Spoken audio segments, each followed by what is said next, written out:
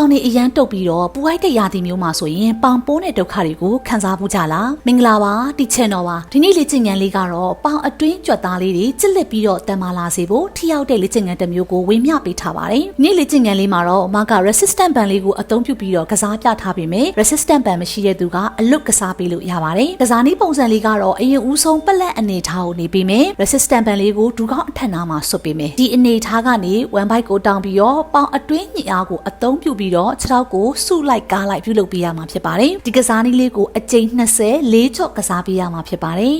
အခုလိုမျိုးနီးစနစ်ကြတဲ့လေ့ကျင့်ခန်းလေးတွေနဲ့ပြိုမီတို့ရဲ့ခန္ဓာကိုယ်ချိုးစားလေးတွေကိုပုံဖော်ခြင်းနဲ့ဆိုရင်တော့မမရဲ့ online class လေးတစ်ခုဖြစ်တဲ့ Healthy Lady 35 online class လေးနဲ့မိတ်ဆက်ပေးပါစေဒီသင်တန်းလေးကတော့ March လ14ရက်နေ့မှာစမှာဖြစ်ပါတယ်ပုံမှန်2လသင်တန်းကြီး3သိန်းချက်ကြားတဲ့မှာဖြစ်ပေမယ့်ပထမဦးဆုံးအတဲ့အယောက်30ကိုတော့9000ခွဲချက်နဲ့တက်ရောက်ခွင့်ရမှာဖြစ်ပါတယ်သင်တန်းလေးကလူပြည့်တာမြန်တဲ့အတွက်ကြောင့်မြန်မြန်အပ်ဖို့တော့လိုမယ်နော်သင်တန်းအသေးစိတ်စုံစမ်းခြင်းတဲ့ဆိုရင်တော့မမရဲ့ Viber number 7979723228တို့မှာဆက်သွယ်မြင်စုံစမ်းနိုင်ပါတယ်ဗီဒီယိုလေးကိုဆုံးထိအောင်ကြည့်ပြီးလို့ကျေးဇူးများကြီးတင်ပါတယ်ကျမလာပချင်တဲ့အမျိုးသမီးတိုင်းအတွက်ဒီ channel ရှိရနော်